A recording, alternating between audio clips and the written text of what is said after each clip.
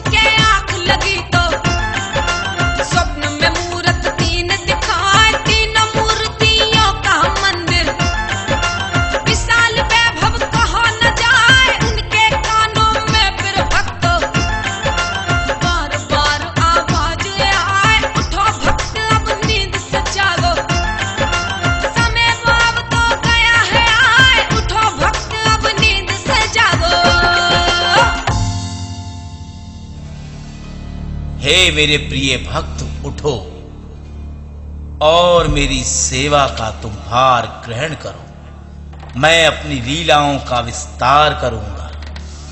अरे, ये कौन है जो मुझसे बातें कर रहा है मगर मुझे दिखाई नहीं देता? हे भक्त, मैं तुम्हें अपनी सेवा और पूजा की जिम्मेवारी देता हूं।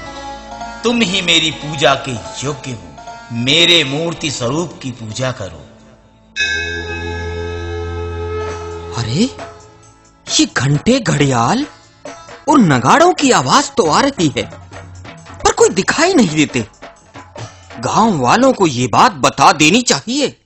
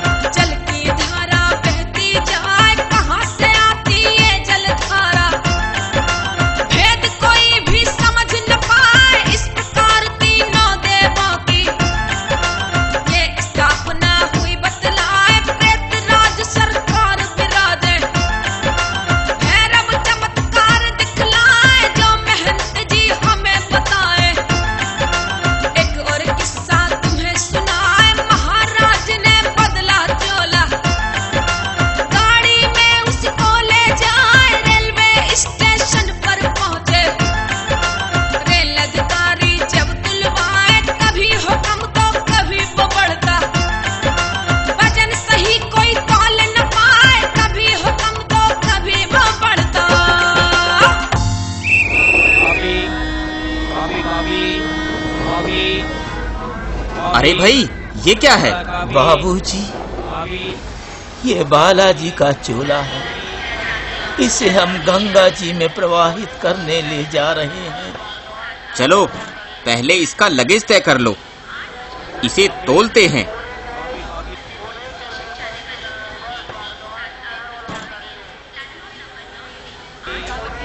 अरे ये क्या है?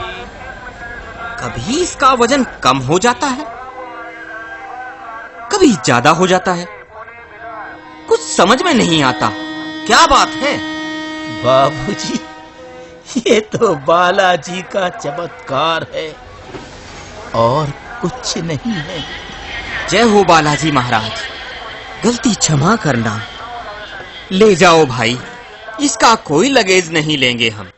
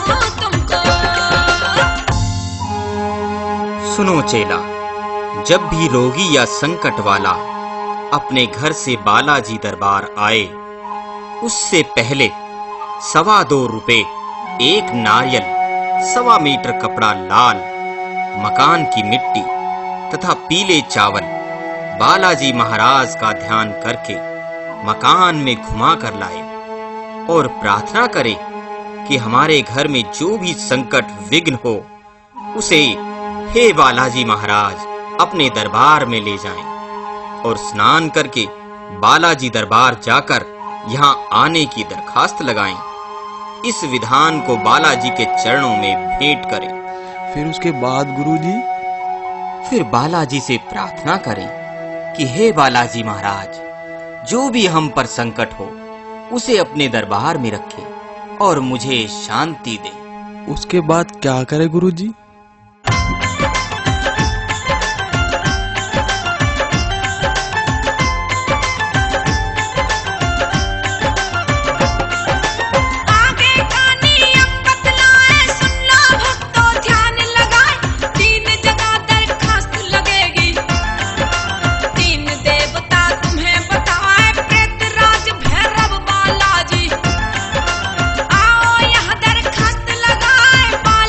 से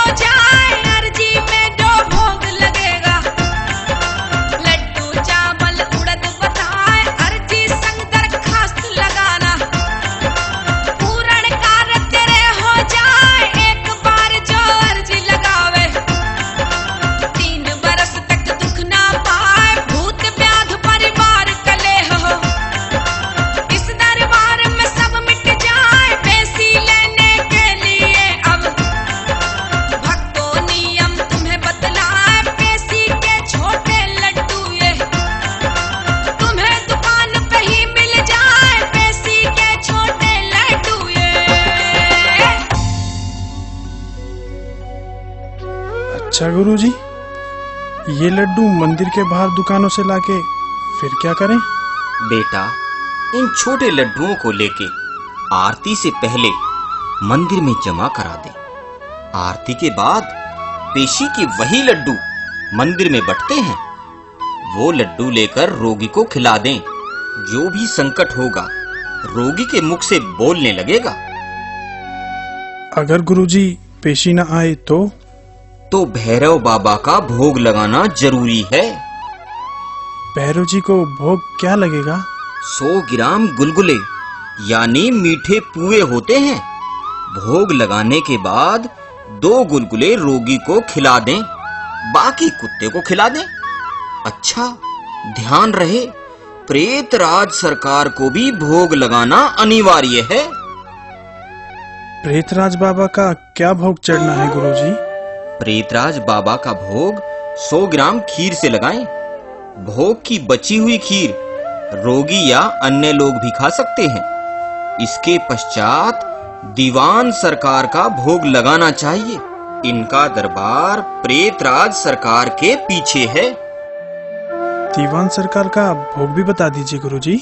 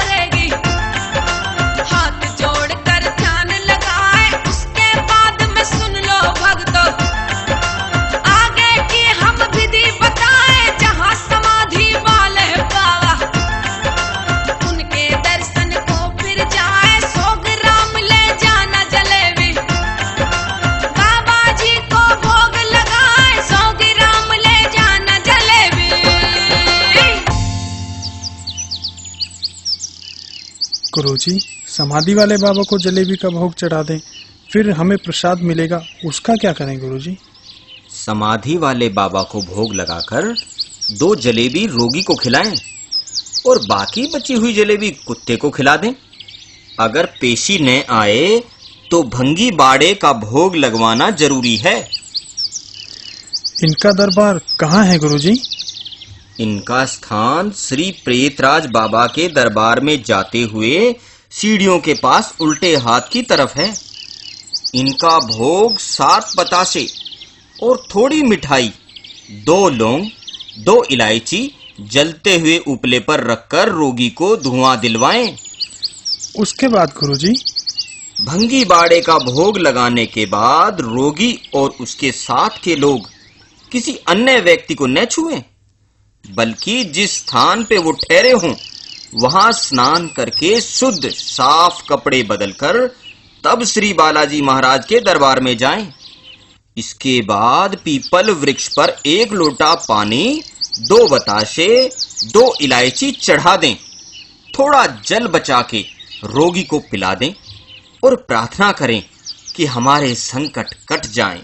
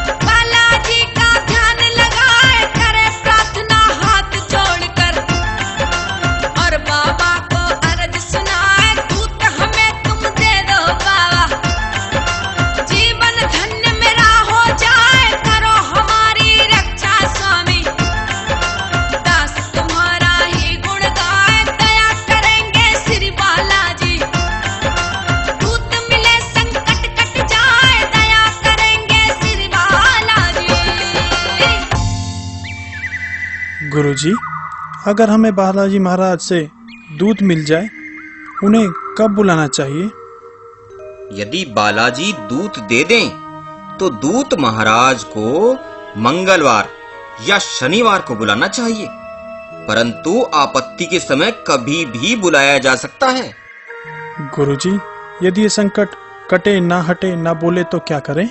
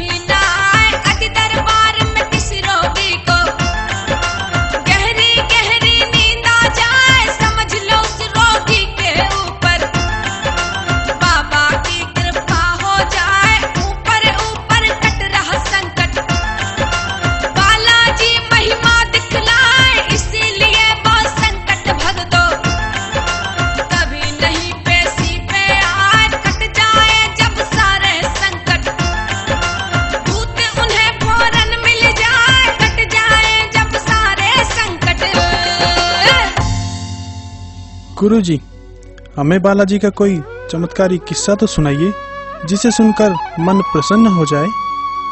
सुन लो बेटा, मैं तुझे एक सेठ का किस्सा सुनाता हूँ।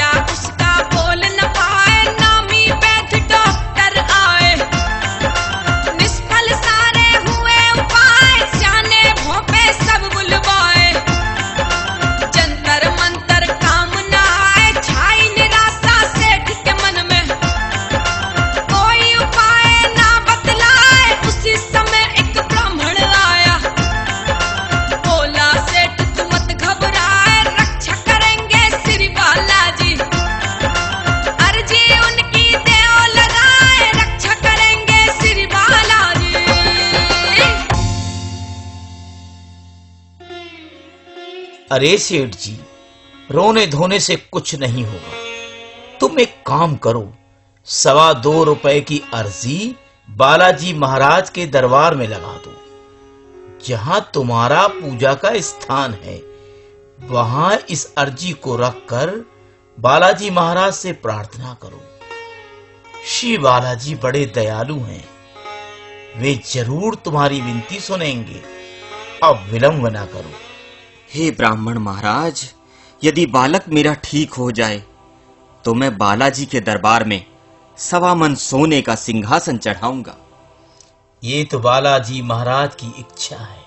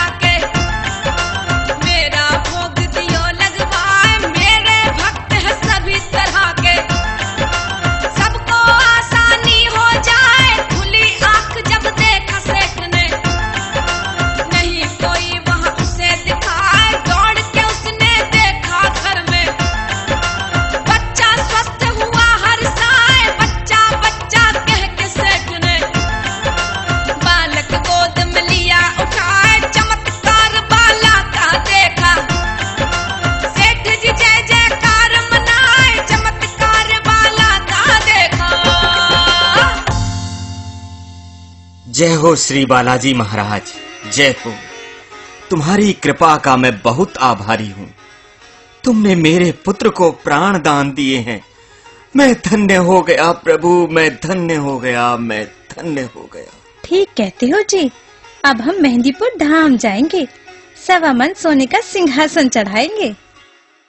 नहीं शांति, बाबा मेरे सपने में आए और कहा, तू 1.25 मन सोने का सिंहासन नहीं, 1.25 मन चूरमे के लड्डुओं का भोग लगाना, जिससे मेरे अन्य भक्त मेरी 1.25 मन ही चढ़ा सके। हर किसी की इतनी सामर्थ नहीं कि 1.25 मन सोना चढ़ा सके।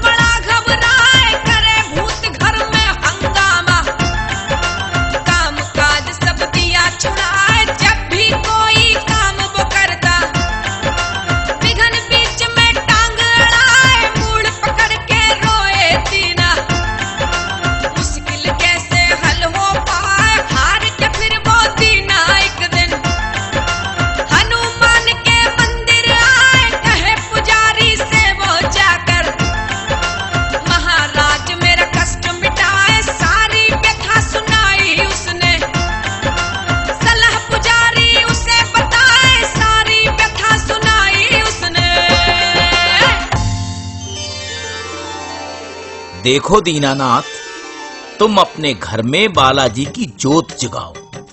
बालाजी की कृपा से सब ठीक हो जाएगा। मगर मेरे घर में तो न घी है न दीपक, मैं बाबा की जोत कैसे जगाऊंगा?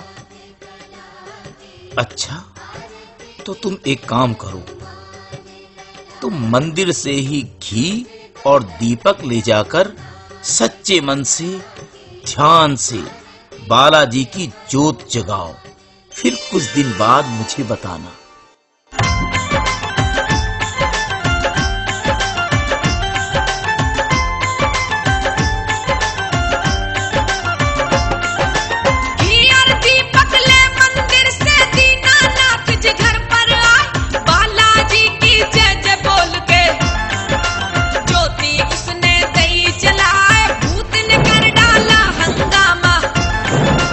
पहले मुझको पूजा जाए, बोला दीना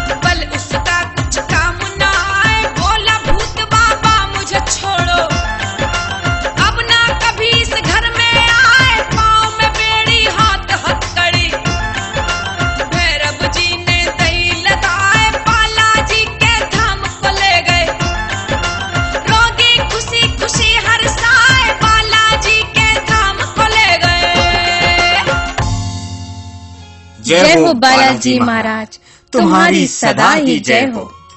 जय श्री कोतवाल कप्तान बाबा, जय हो। श्री भैरव बाबा, तुमने मेरे सारे संकट दूर कर दिए।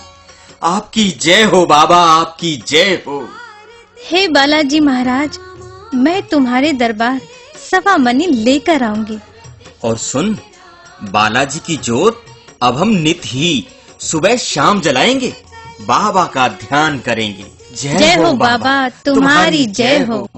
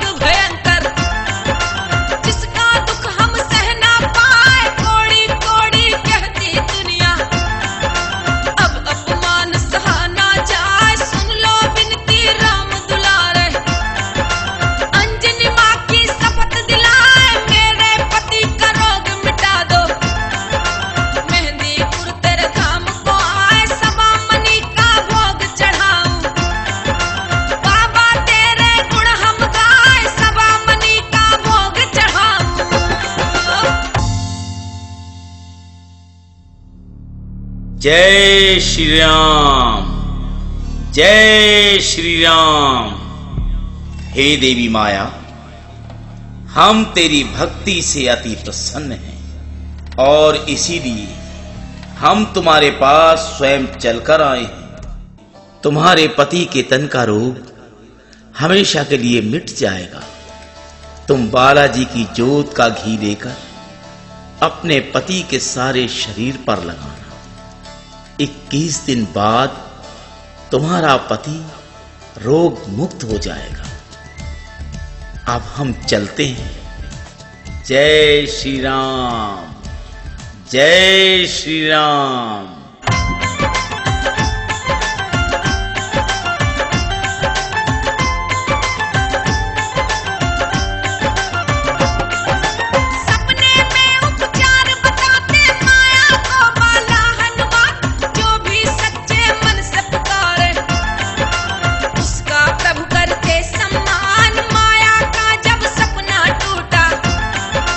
कोई न उसको पास दिखाए, समझ गई फिर माया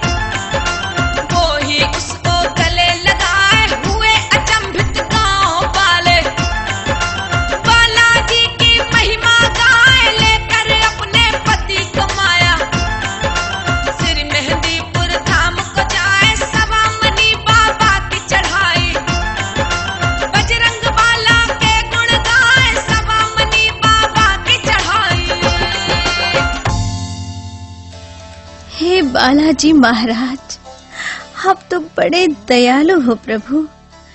आपकी कृपा से मेरे कोढ़ी पति के तन का रोग पूरी तरह मिट चुका है। प्रभु, मैं और मेरे पति आपके सदा आभारी हैं और हम सदा ही आपके गुण गाते रहेंगे। आज से मैं प्रतिज्ञा करती हूँ कि आपकी अमर ज्योत मैं अपने घर में जगाती रहूंगी। हे मारुति नंदन, पवन कुमार, अंजनी के लाला, आपकी सदा ही जय हो। मेरा दुख दूर करने वाले महावीर बालाजी, तुमको मेरा 100 बार प्रणाम। जय श्री राम, जय श्री राम। बालाजी महाराज, तुम्हारी सदा ही जय हो। महाराज, तुम्हारी सदा ही जय हो। गुरुजी, बालाजी की ज्योत का घी लगाने से माया के पति का कोढ़ समाप्त हो गया। ये चमत्कार तो मैंने पहली बार ही सुना है। देखो बेटा, जो बालाजी पर विश्वास करता है तो बालाजी का चमत्कार उस व्यक्ति को देखने को मिलता है। बालाजी की जल और भभूति भी बहुत चमत्कारी है। इसको इस्तेमाल करने वाला व्यक्ति हमेशा रोग मुक्त, संकट मुक्त तथा भय मुक्त हो जाता है। गुरुजी, हमें इसकी महिमा और नियम के बारे में बताइए।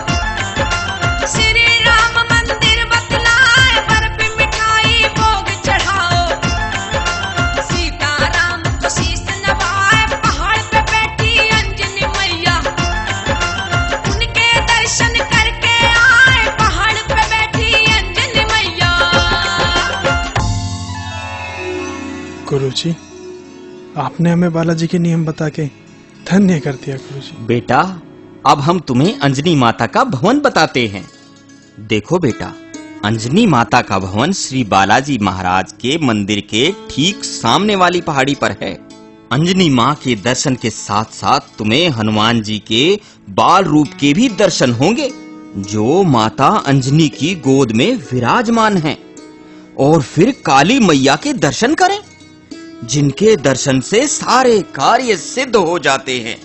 और आगे पहाड़ वाले पंचमुखी हनुमान जी विराजमान हैं, उनके दर्शन अवश्य करने चाहिए।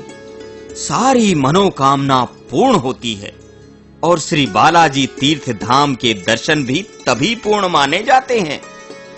यहाँ विशाल मेला भी लगता है। हनुमान जयंती का पर्व बड़ी धूमधाम से मनाया जाता है। गुरुजी, ये मेला कब लगता है? वैसे तो बालाजी के धाम पर भक्तों के लिए मेले नित्य ही लगते हैं, लेकिन विशेष मेला हनुमान जयंती पर लगता है, जिसमें करोड़ों श्रद्धालु भक्त दर्शन करने आते हैं। बेटा, बालाजी की महिमा तो अनंत है, इसका कोई पूर्ण वर्णन नहीं कर सकता। श्री रामचंद्र भगवान की जय। बोलो श्री महावीर हनुमान की जय। बोलो श्री बालाजी महाराज की जय। बोलो श्री महाबली प्रेतराज सरकार की जय। बोलो श्री भैरव बाबा महाराज की जय।